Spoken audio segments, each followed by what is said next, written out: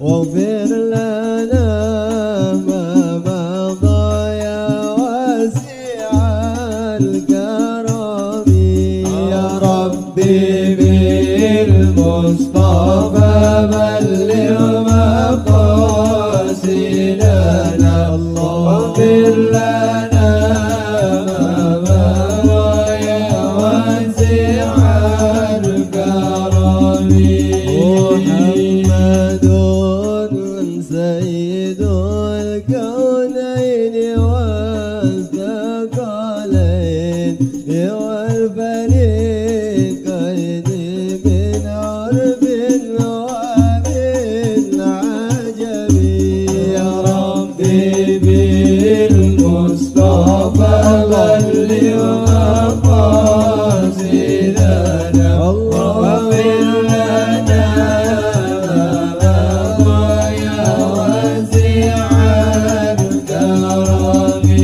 هو الحبيب الذي ترجى شفاعته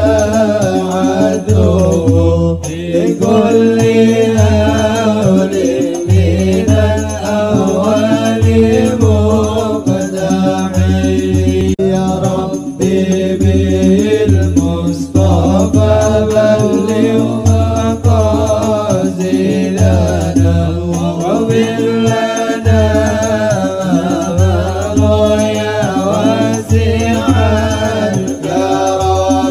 هو الحبيب الذي ترجى شفاعته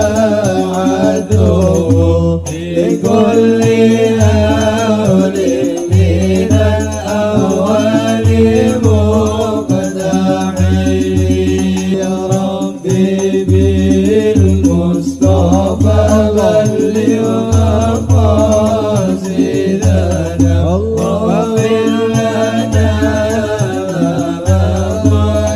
واسع الكرم. بسم الله الرحمن الرحيم. الحمد لله والصلاة والسلام على سيدنا محمد رسول الله وعلى آله وصحبه ومن والاه ولا حول ولا قوة إلا بالله أما بعد. Ma'asyiral hadirin jamaah Masjid Jami Nurul Iman yang dimuliakan dan dibanggakan oleh Allah Subhanahu wa taala. Pada kesempatan malam yang mulia ini kita akan melanjutkan pembahasan kita tafsir Safwatut Tafasir tentang ayat berikutnya, yaitu Iyyaka na'budu wa iyyaka nasta'in. Pada kesempatan yang lalu kita sudah membahas tafsir tentang Alhamdulillahirabbil alamin dan seterusnya. Pada kesempatan kali ini kita akan membahas tafsirnya, yaitu ayat Iyyaka na'budu wa iyyaka nasta'in. Bisa dilihat pada halaman 25 itu baris keempat dari bawah.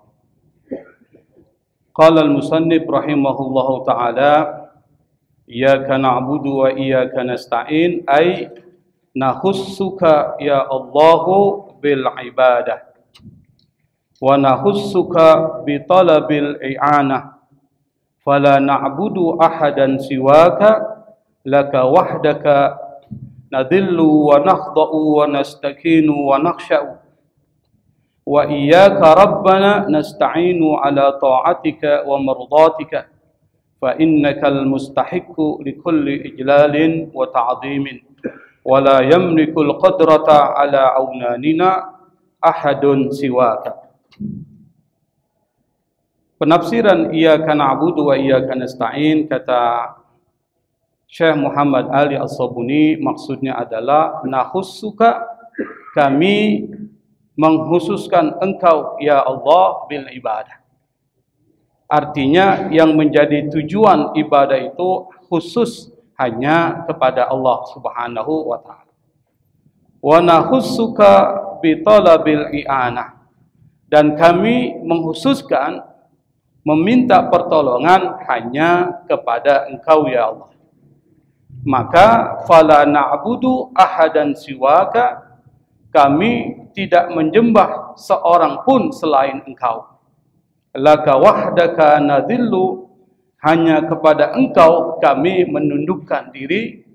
Wa nakhda'u wa nastakinu wa nakhsha'u. Wa nakhda'u wa nadillu, nadillu artinya merendahkan diri, wa nakhda'u artinya menundukkan diri, wa nastakinu mencari ketenangan, sakinah, wa nakhsha dan kami takut hanya kepada engkau. Wa iyyaka rabbana nasta'in, kepada engkau wahai Tuhan kami nasta'in. Nasta'in itu artinya meminta pertolongan. Meminta pertolongan untuk apa? Ala ta'atika wa mardatika, untuk menaati engkau dan mencari keriduan dari engkau. Fa innakal mustahiqu, karena engkaulah yang berhak, likulli ijlalin wa ta'zimin, yang berhak diagungkan dan dibesarkan. Ijlal dan ta'zim maknanya sama. Wala yamlikul qudrata ala aunina ahadun siwaka, dan tidak ada seorang pun yang mempunyai kekuatan untuk membantu kami kecuali engkau. Wala yamlikul qudrata, al-qudrah kemampuan, ala aunina untuk membantu kami, ahadun seorang pun siwaka selain engkau. Dari penafsiran Syekh Ali As-Sabuni ini ada beberapa kata penting yang akan kita bahas dalam kesempatan malam ini. Tetapi sebelum kita membahas tentang kedua istilah penting, yaitu al-ibadah wal isti'anah, kita terlebih dahulu mungkin akan membahas tentang persoalan bacaan dari iyyaka na'budu wa iyyaka nasta'in. Kalau kita membacanya tanpa menghadirkan tasydid di iyyaka, karena banyak juga orang yang membaca tanpa tasydid itu, iyyaka, tanpa tasydid, iyyaka, maka itu bahaya. Karena kata iyyaka tanpa tasydid itu artinya cahaya matahari. Maka kalau kita bilang iyyaka na'budu wa iyyaka nasta'in, itu artinya kepada cahaya matahari engkau kami menyembah, dan kepada cahaya matahari engkau kami meminta pertolongan. Musyrik nggak itu? Musyrik. Makanya ketika membaca iyyaka na'budu wa iyyaka nasta'in itu harus pakai tasydid, tidak boleh tanpa tasydid. Itu yang pertama. Yang kedua, kita membacanya bisa dua model. Model pertama seperti model biasa. Misalnya gimana?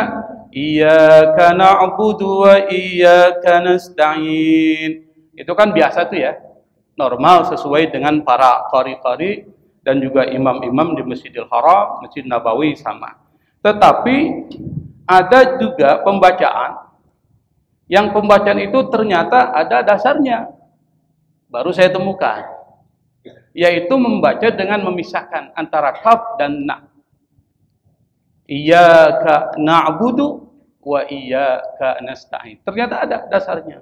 Cuma pendapat ini hanya terdapat dalam kitab Syarhul Yaqut An-Nafis. Saya mengutip itu di dalam kitab tersebut, disebutkan di sini. Saya kutip di sini nih. Iyyaka na'budu wa iyyaka nasta'in, disambung bacaannya, disambung secara cepat. Itu menyambung antara kaf dan nun. Iyyaka na'budu wa iyyaka nasta'in, maksudnya disambung begitu cepat. Maka kata penulis kitab Syarhul Yaqut An-Nafis, itu yang benar menurut dia, menurut pendapat dia ya, bukan pendapat kebanyakan orang ya, pendapat dia supaya kita toleran terhadap pendapat yang berbeda. Menurut dalam kitab Syarhul Yaqut An-Nafis itu disebutkan was-sahihu izharul kafi min iyyaka bihaitsu yufassilu bainaha wa bainan nuni biwaqfatin yasiratin iyyaka kalimatan li nafsiha. Katanya yang benar itu adalah menampakkan huruf kaf di dalam kalimat iyyaka, yaitu dengan memisahkan antara dia dengan antara nun, iyyaka na'budu. Ternyata ada yang membaca seperti itu. Dengan waqaf, berhenti sejenak, sedikit saja, yasirah. Kenapa? Karena menurut satu hikayat ini belum tentu benar Pak ya, namanya hikayat, cerita. Kita pernah dengar nggak dulu ada orang hikayat maling kundang? Benar nggak ada maling kundang? Belum tentu benar. Cuma hikayat kok.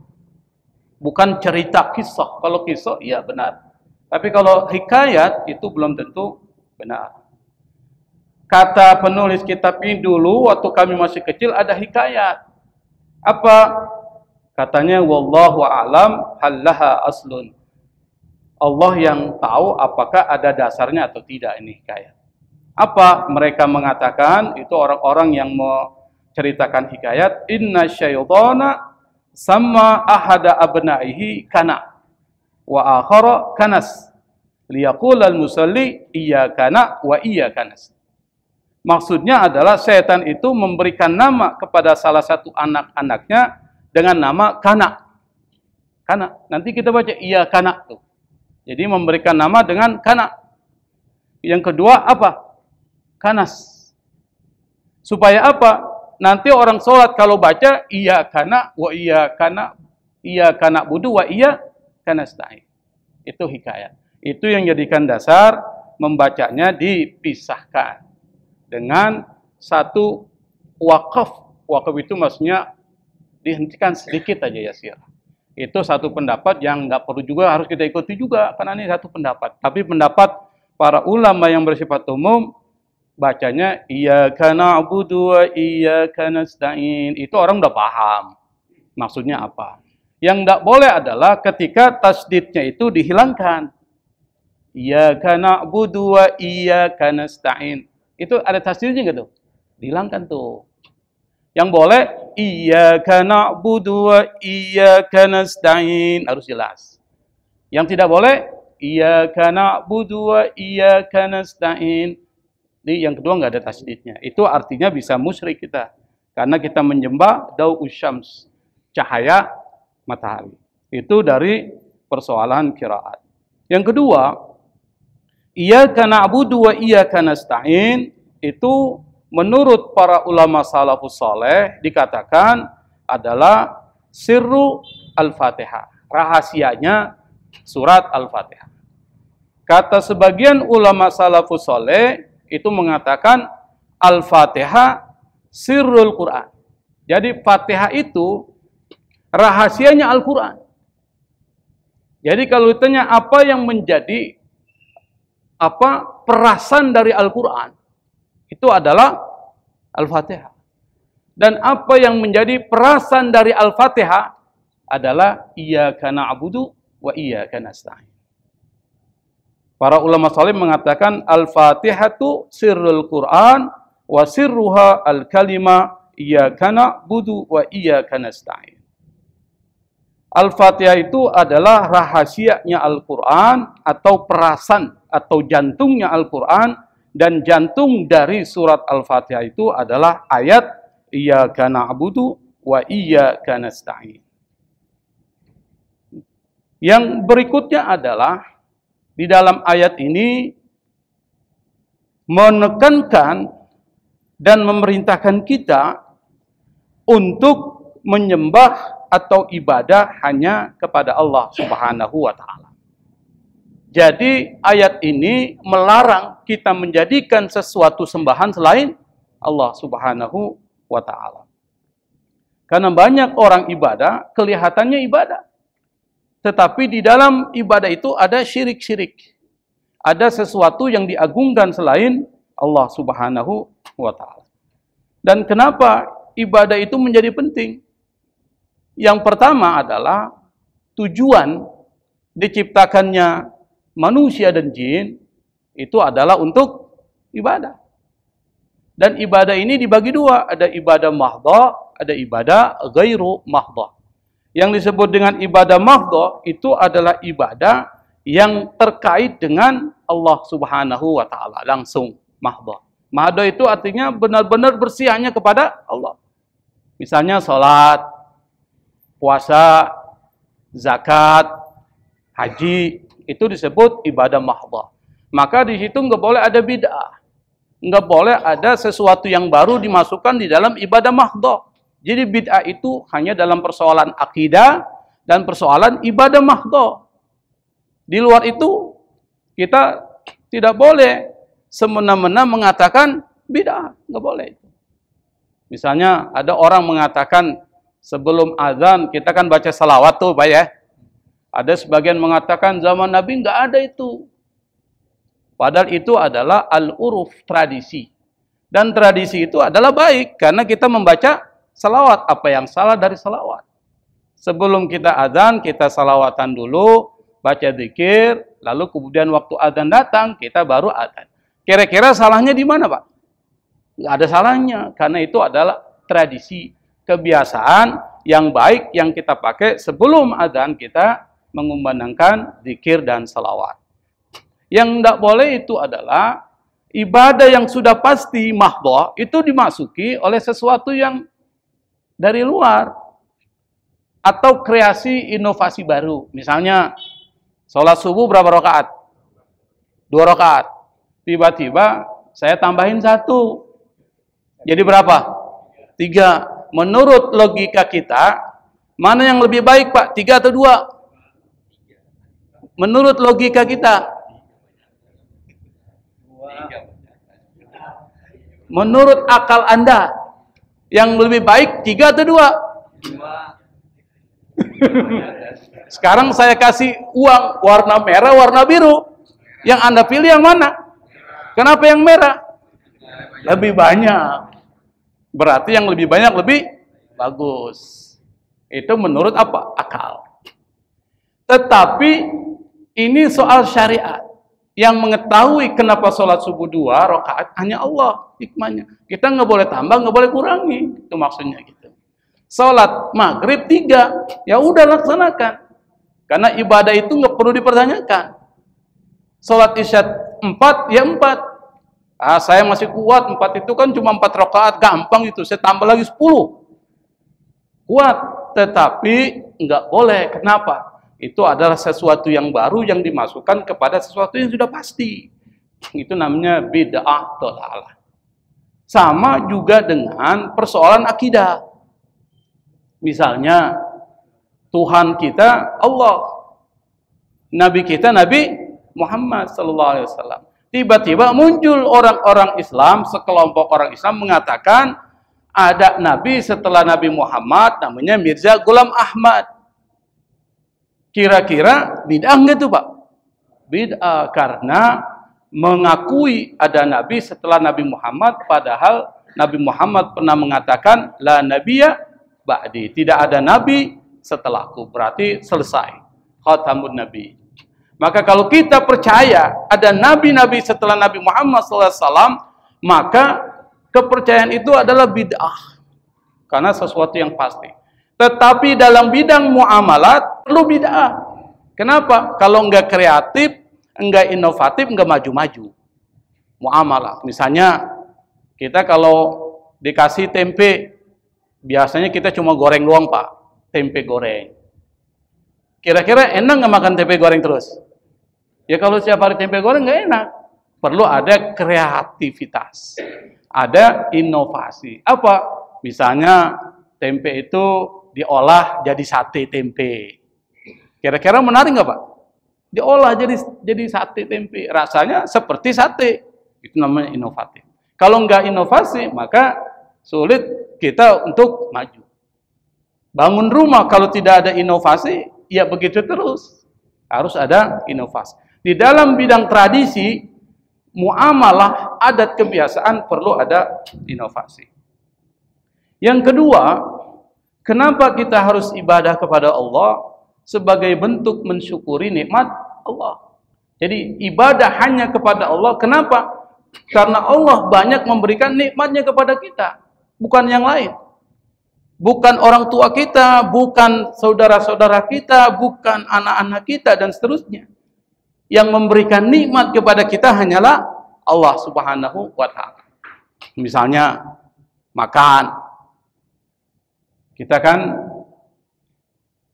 makan nasi. Nasi itu dari beras. Kira-kira apakah beras itu kita yang ciptakan?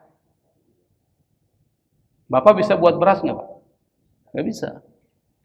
Berarti beras itu Allah yang adakan. Kita hanya mengolah beras itu menjadi nasi. Berarti rizki itu dari Allah Subhanahu wa Ta'ala.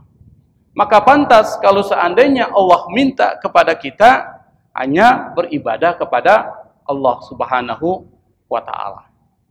Maka ada satu cerita ini, yang cerita ini sering saya ulang-ulang untuk membuat kita paham kenapa ibadah kepada Allah sesuatu yang wajib, sesuatu yang harus, dan sesuatu yang sudah semestinya kita lakukan. Ada seorang sufi besar namanya Syekh Ibrahim bin Adham. Beliau ini menjadi rujukan para ulama-ulama sufi Ahlus Sunnah wal Jamaah. Satu ketika ada seorang pemuda. Pemuda ini hari-harinya diisi dengan maksiat. Datanglah dia kepada Ibrahim bin Adham, "Wahai Syekh, saya ini ingin taubat, tapi saya masih berat tinggalin maksiat. Kira-kira apa wejangan atau pendapat dari Syekh?" Ini Syekh Ibrahim bin Adham nggak marah. Karena orang-orang besar, para ulama-ulama sufi itu tidak mudah untuk marah. Tapi dia menggunakan kecerdasannya untuk bisa mempengaruhi pemuda tersebut. Apa kata Syekh Ibrahim bin Adham? Boleh. Kalau kau memang ingin taubat, tapi belum bisa ninggalin maksiat, saya akan berikan beberapa syarat. Kalau gitu syaratnya apa? Yang pertama, kata Ibrahim bin Adham, kalau kau ingin taubat, tapi belum bisa ninggalin maksiat, syarat pertama adalah jangan makan dari rezeki Allah. Syarat pertama. Orang ini bilang, gimana caranya? Semua yang saya makan ini semuanya sudah Allah siapin. Saya tinggal ngolah doang. Misalnya telur. Apakah Anda bisa buat telur? Kalau ada yang bisa buat telur, telur palsu. Dan itu pun nggak bisa dimakan. Tidak ada gizinya, tidak ada manfaatnya buat kesehatan. Apakah Anda bisa buat beras? Nggak bisa. Apakah Anda bisa buat ikan? Nggak bisa, Pak. Apakah Anda bisa buat ayam? Yang kita makan itu sudah Allah siapin semua. Kita tinggal ngolah. Lalu kemudian Ibrahim bin Adham bilang, kalau kau tidak bisa makan dari rezeki Allah, jangan sembarangan dengan Allah. Oke, kalau gitu syarat kedua apa? Syarat yang kedua, kata Ibrahim bin Adham, kalau kau ingin taubat, tapi masih belum ninggalin maksiat, jangan tinggal di buminya Allah. Kira-kira bisa nggak? Kemana kita mau tinggal? Semua yang kita injak ini adalah kepunyaan Allah. Kita punya hak sementara untuk memiliki sementara. Berarti kita bukan pemilik sebenarnya, karena sementara. Buktinya apa? Kalau Anda meninggal, tanah itu punya siapa? Punya siapa, Pak? Punya waris, ahli waris kan? Ahli waris dijual, bukan punya dia. Jadi pada dasarnya itu adalah bukan kepunyaan kita, tapi kepunyaan Allah. Kata pemuda ini, bagaimana mungkin wahai Syekh, saya tinggal selain dari bumi Allah ini? Lalu syarat yang ketiga apa? Syarat yang ketiga, nanti kalau malaikat maut datang mau menjemput Anda, bilang sama malaikat maut, tunda dulu, beri saya waktu untuk bertaubat. Tidak mungkin, kata pemuda itu. Kalau malaikat maut sudah datang, nggak ada yang bisa menangguhkan atau menyegerakan. Lalu syarat yang keempat, nanti kalau kau meninggal, kira-kira kau tahu nggak tempatmu, surga atau neraka? Kira-kira di sini ada yang tahu, Pak, di mana tempatnya nanti kalau meninggal? Ada yang tahu? Nggak ada yang tahu. Maka Ibrahim bin Adham mengatakan, kalau kau tidak tahu di mana tempatmu nanti di akhirat, surga atau neraka, jangan sembarangan hidup, jangan sia-siakan hidupmu, isi dengan kebaikan dan ibadah kepada Allah Subhanahu wa Ta'ala. Akhirnya pemuda ini menangis, lalu dia taubat dan dia menjadi orang baik dan dia dedikasikan hidupnya hanya untuk ibadah kepada Allah Subhanahu wa taala. Dan memang wajar dan harus kita beribadah hanya kepada Allah karena Dia yang memberikan rezeki, bukan yang lain. Yang lain itu cuma wasilah yang digerakkan Allah untuk memberikan kepada kita, bukan Dia pemberi rezeki, tapi Allah Subhanahu wa taala. Maka kita nggak boleh takut sama orang. Saya takut sama bos saya tuh, nanti kalau saya nggak ikutin kemauannya itu yang curang itu, nanti saya dipecat. Takut, Pak. Karena apa? Karena dia meyakini bahwa yang memberikan rezeki adalah bosnya. Padahal yang memberikan rezeki siapa? Allah Subhanahu wa taala. Kalau dia keluar dari tempat itu, pasti dia masih mendapatkan rezeki dari Allah Subhanahu wa taala. Yang kedua, diperintahkan kita kalau ibadah jangan menyertai sesuatu pun selain Allah Subhanahu wa taala.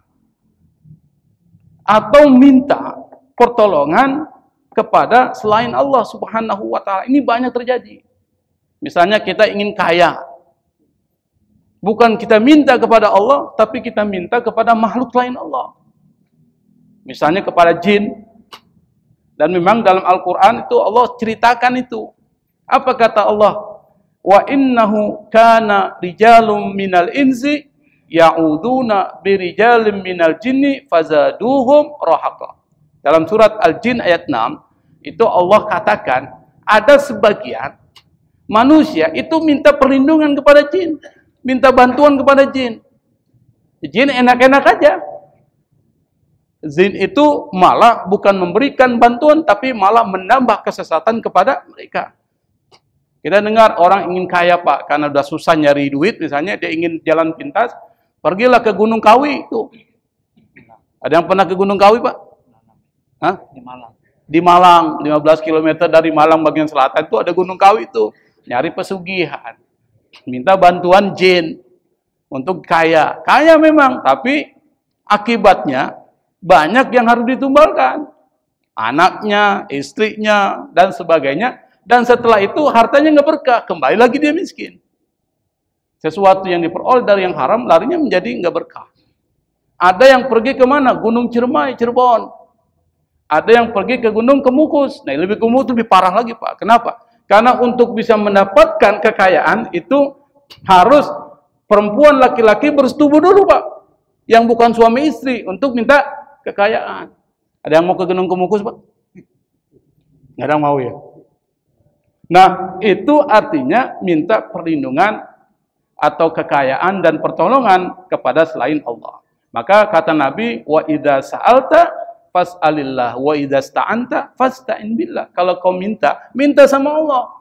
Bangun pertengahan malam, minta sama Allah. Wa idza sta'anta, kalau kau minta pertolongan, fasta'in billah, minta pertolongan kepada Allah. Kenapa? Allah yang maha kuat, yang lain lemah. Itu maksud iyyaka na'budu wa iyyaka nasta'in. Bisa dipahami, Pak ya? Yang kedua, ihdinas siratal mustaqim. Nah, ihdinas siratal mustaqim itu dalam qiraat ada yang membacanya ihdinas sirat pakai sin. Ada yang baca pakai sin. Ihdinas siratal mustaqim. Ada yang baca pakai zai. Ihdinas siratal mustaqim. Itu qiraat. Tapi kita baca qiraat yang qiraat hafaz, yang kita baca ini qiraat hafaz. Ihdinas siratal mustaqim pakai shad. Tapi kalau ada orang baca begitu jangan disalahin nanti. Ai dullana wa arsyidna ya rabbi ila tariqikal haqqi wa dinikal mustaqim wa tsabbitna alal islam alladzi ba'atsta bihi anbiya'aka wa rusulak wa arsalta bi khatamal mursalina wa ja'alna mimman salaka tariqal muqarrabin. Kata penafsir kitab ini yang dimaksud dengan ihdinas siratal mustaqim adalah dullana. Dullana, tunjukkan kepada kami. Dari kata itu muncul kata dalil. Dullana, dalil. Tunjukkan kepada kami wa arsyidna, dan arahkan kepada kami ya Rabb, wahai Tuhan, ila tariqikal haq, kepada jalanmu yang benar, wa dinikal mustaqim, dan agamu yang lurus.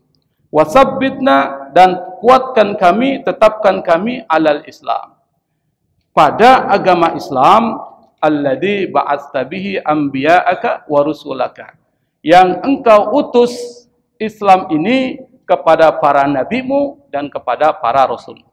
Jadi dari zaman Nabi Adam sampai Nabi Muhammad, agamanya apa? Islam. Cuma yang membedakan adalah syariatnya. Syariat Nabi Adam, syariat Nabi Nuh, syariat Nabi Ibrahim, Nabi Musa, itu berbeda dengan syariat Nabi Muhammad SAW. Nanti syariat-syariat sebelum Nabi Muhammad itu namanya syar'u man qablana, syariat sebelum kita atau syariat sebelum Islam. Yang nanti para ulama berbeda pendapat, apakah ini bisa menjadi syariat yang dipakai atau tidak. Kalau yang diakomodir oleh Islam jadi syariat yang dipakai, tapi kalau tidak nanti ada perdebatan para ulama terkait dengan syar'u man qablana, apakah sebagai sumber hukum, sebagai dalil hukum atau tidak. Sewaktu-waktu nanti saya akan jelaskan. Wa arsalta bihi khatamal mursalin, dan engkau utus dengan Islam itu siapa? Para penutup Rasul. Penutup Rasul yaitu Nabi Muhammad SAW. Wa ja'alna, dan jadikan kami mimman salaka tariqal muqarrabin, termasuk orang yang menempuh jalannya orang-orang yang dekat kepadamu, wahai Allah. Itu maksud atau penafsiran dari iyyaka na'budu, penafsiran dari ihdinas siratal mustaqim. Yang kemudian adalah kata siratal mustaqim, ini siratal mustaqim itu ditafsirkan oleh ayat berikutnya. Kira-kira setelah ihdinas siratal mustaqim ayatnya apa, Pak? Siratal ladzina an'amta 'alaihim ghairil maghdubi 'alaihim waladdallin. Ayat ini menafsirkan ayat sebelumnya. Itu maksudnya. Jadi siratal mustaqim, jalan yang lurus. Tunjukkan kami ya Allah jalan yang lurus. Jalan yang lurus itu apa? Dijelaskan oleh Allah dalam Al-Quran, yaitu siratal ladzina an'amta 'alaihim, jalan mereka yang telah engkau berikan nikmat ya Allah. Siapa orang yang diberikan nikmat atau jalan seperti apa? Di sini dijelaskan ai tariqu atau tariqa man tafaddalta 'alaihim bil judi wal in'am. Jalan orang-orang yang telah engkau anugerahkan kepada mereka apa? Nikmat dan anugerah yang besar. Siapa mereka? Minan nabiyyin, seperti min itu artinya bukan dari tapi seperti. Min ini lil bayan. Seperti para nabi, para siddiqin, para syuhada, orang yang mati syahid dalam peperangan, wassalihin, dan orang-orang soleh. Wa hasuna ulaika rafiqa, dan mereka itulah adalah teman yang terbaik. Maka itu jadi doa kita. Setiap hari 17 kali kita berdoa, kita minta siratal ladzina an'amta 'alaihim, jalan orang yang telah diberikan nikmat. Siapa? Jalannya para nabi, orang-orang soleh, orang-orang yang mati syahid, dan orang-orang yang orang-orang yang siddiq. Kenapa? Jalan seperti apa yang dilalui mereka? Mereka itu telah menempuh jalan yang benar. Apa? Tauhid hanya kepada Allah Subhanahu wa ta'ala. Maka kalau kita baca dalam Al-Quran, itu ada satu ayat, yang ayat ini sama, bahwa para nabi dan rasul dari zaman Adam sampai zaman Nabi Muhammad SAW itu tauhidnya sama, nggak bisa beda dan tidak berbeda. Apa? Dalam Al-Quran disebutkan, wa ma arsalna min qablika mir rasulin illa nuhi ilaihi annahu la ilaha illa ana fa'budun. Kata Allah, kami tidak mengutus sebelum engkau ya Muhammad seorang rasul pun, kecuali kami wahyukan kepada mereka apa? Annahu la ilaha illa ana fa'budun. Tidak ada Tuhan selainku, kata Allah, maka sembahlah hanya kepada aku. Jadi tauhidnya sama itu. Dulu pernah terjadi penyimpangan zaman sebelum zaman Nabi Nuh. Ada orang-orang soleh. Orang-orang soleh ini lalu kemudian meninggal. generasi-generasi berikutnya, berlalu beberapa generasi, untuk mengenang orang-orang soleh ini, mereka membuat sebuah patung peringatan. Tizkar. Patung peringatan. Jadi patung itu dibuat, bukan disembah dulu Pak. Diperingati. Supaya mengingat menapak tilas perjalanan mereka di dalam mendekatkan diri kepada Allah. Pada zaman sebelum zaman Nabi Nuh. Ternyata setan pintar. Setelah mereka buat patung sebagai bentuk penghormatan kepada orang-orang saleh sebelumnya yang mempunyai peran di dalam masyarakat itu setan pintar, masyarakatnya dibisiki. Jangan cuma mengingat, tetapi juga perlu mengidolakan. Maka disebut dengan idol. Idol Pak ya? Idol itu nanti jadi berhala dalam bahasa Inggris. Artinya berhala. Mengidolakan. Ketika kita mengidolakan orang, itu menjadi mensakralkan. Betul Pak ya? Mensakralkan itu menyucikan. Orang ini nggak pernah salah. Ketika kita mengatakan ini nggak pernah salah, maka kemudian kita minta pertolongan sama dia. Al-ista'anah. Setelah minta pertolongan, akhirnya menjadi Tuhan yang disembah. Ketika zaman Nabi Nuh sudah terlalu parah, Nabi Nuh diutus oleh Allah Subhanahu wa Ta'ala untuk ingatin mereka. Mereka sudah keluar dari jalan tauhid. Tapi sebagian besar mereka malah menghina, melecehkan dan meremehkan Nabi Nuh. Akhirnya Allah kirim azab berupa apa? Banjir besar. Dan semua makhluk pada saat itu musnah. Dan bahkan Ka'bah itu kena banjir besar Pak. Pada zaman Nabi Nuh. Ka'bah kena. Semua makhluk hancur, binasa, kecuali yang tersisa adalah Nabi Nuh, sebagian kecil keluarganya, dan sebagian kecil pengikutnya yang terus sampai sekarang. Kitalah ini adalah bagian dari keturunan dari Nabi Nuh. Nabi Nuh keturunan dari Nabi Adam setelah beberapa generasi. Dan kita adalah bagian dari keturunan Nabi Nuh. Asal mulanya seperti itu. Nah, kemudian dijelaskan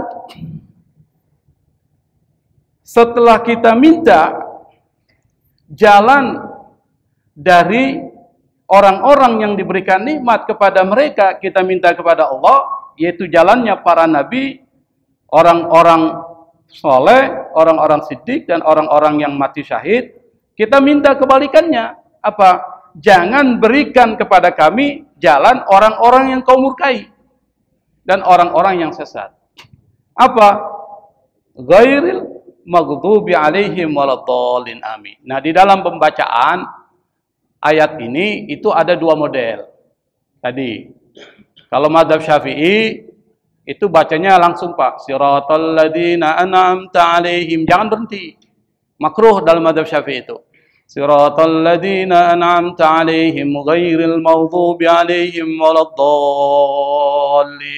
Itu langsung mazhab Syafi'i. Tapi kalau mazhab Maliki yang mengatakan bahwa 7 ayat selain bismillah, satu ayatnya adalah siratal ladzina an'amta alaihim, ayat berikutnya adalah ghairil maghdubi alaihim waladdallin, amin. Nah, ghairil maghdubi ini semua para mufasir sepakat Pak. Mufasir dari tafsir Ibnu Katsir, tafsir Tabari, tafsir semua tafsir termasuk Sobudi itu mengatakan yang dimaksud dari ghairil maghdub atau orang-orang yang dimurkai oleh Allah adalah mereka orang-orang Yahudi. Yang termasuk orang yang sesat, ad-dhalin, orang-orang Nasrani. Dua. Siapa dan kenapa orang-orang Yahudi dimurkai oleh Allah? Karena mereka mengetahui kebenaran tapi mereka berpaling. Kenapa? Karena ada sifat hasad yang ada dalam diri mereka. Mereka tahu bahwa Nabi yang terakhir yang diutus oleh Allah itu Muhammad, dia tahu. Tetapi mereka nggak mau terima itu. Kenapa? Bukan dari keturunan Ishak. Meskipun keturunan Ibrahim, tapi bukan dari Ishak. Kalau dari Ishak mereka terima. Tapi karena dari Ismail, anaknya Nabi Ibrahim dari istri yang kedua, maka mereka tolak. Dan Allah jelaskan dalam Al-Quran, mereka mengenal Nabi Muhammad SAW, orang-orang Yahudi, itu seperti mereka mengenali anak-anak mereka sendiri, begitu dekatnya. Mereka tahu, tapi mereka nggak mau terima, itu orang Yahudi. Kedua, wataknya orang Yahudi, diceritakan dalam Al-Quran, suka mengingkari perjanjian. Sampai di Madinah, bikin perjanjian piagam Madinah pada zaman Nabi Muhammad SAW, itu mereka ingkari. Padahal mereka ikut dan mereka diuntungkan, tapi mereka ingkari. Kalau dalam Al-Quran pada zaman dahulu itu, mereka dilarang apa? Ibadah pada hari Sabtu, Yaumas Sabat. Dilarang. Dan dilarang dilarang mencari ikan pada hari Sabtu, bukan ibadah. Tapi itu waktu untuk ibadah, hari Sabtu. Ternyata mereka pintar. Mereka tidak cari ikan pada hari Sabtu, tapi mereka menjaringnya pada hari sebelumnya. Supaya ikan itu enggak kemana-mana. Kenapa? Karena setiap hari Sabtu, di mana mereka dilarang mencari ikan, itu ikan bermunculan. Itu yang membuat mereka kemudian berpikir, wah ini harus punya cara.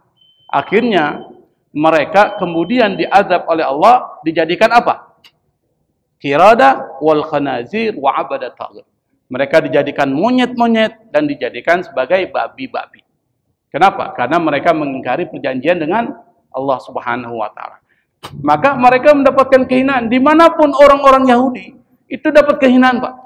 Dan itu dijanjikan oleh Allah dalam Al-Quran. Apa? Misalnya saya berikan contoh dalam sejarah.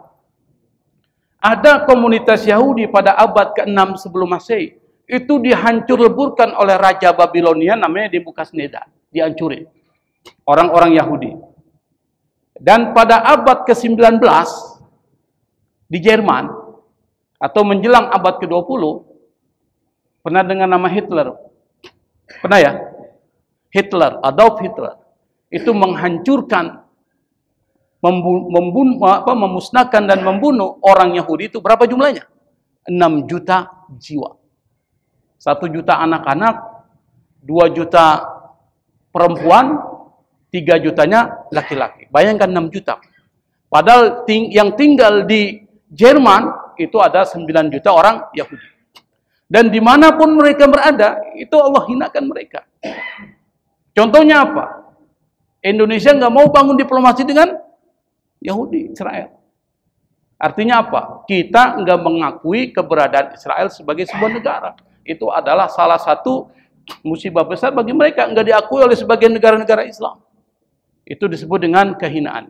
Duribat alaihimud dhillatu aynama sukifu. Mereka ditimpa oleh kehinaan dimanapun mereka berada. Itu bagian dari siksa atau azab Allah kepada orang-orang Yahudi. Dan yang berikutnya adalah waladhdallin. Orang-orang yang sesat. Siapa? Orang-orang Nasrani. Kenapa mereka disebut sesat? Mereka tidak tahu kalau mereka telah dibohongi oleh para pendetanya. Buktinya apa? Misalnya saya beri contoh kesesatan mereka. Apa? Mereka mengubah kitab suci mereka, para pendetanya. Mereka nggak tahu tuh. Ada satu video YouTube. Di situ ada ilmuwan. Yang ilmuwan itu memperlihatkan ada naskah kitab Bible atau disebut dengan Injil. Injil dalam bahasa Arab, kitab Bible. Itu dari abad ke-5, abad ke-6, abad ke-7, abad ke-8, abad ke-9, dan seterusnya, Pak. Itu banyak. Dan kata peneliti itu mengatakan begitu anehnya. Semua Injil yang ada dari abad ke-5 sampai abad ke-9, semuanya nggak ada yang sama, beda semua, Pak. Mana bayangkan itu. Itu mengatakan bahwa ada perubahan. Lalu dikasih lihat Al-Quran dari abad keberapa itu, jadi mengatakan semuanya sama, nggak ada perbedaan. Berarti yang benar agama apa, Pak? Agama Islam. Yang berikutnya adalah mereka menjadikan Isa itu sebagai Tuhan. Dan ini nggak masuk di akal kita, menjadikan manusia sebagai Tuhan. Dan paling aneh lagi, menjadikan 3 Tuhan. Itu kata Al-Quran, waladhdallin, ad-dhalin, orang yang sesat. Dia tidak tahu kalau dirinya tidak tahu. Tapi kalau orang Yahudi tahu, tapi dia tidak mengikuti kebenaran. Itu bedanya. Maka disebut waladhdallin, kata Allah dalam Al-Quran, wala tattabi'u ahwa'a qaumin qad dallu min qablu wa adallu katsiran. Jangan ikuti keinginan kelompok yang mereka telah sesat sebelumnya dan mereka banyak menyesatkan. Siapa? Nasara.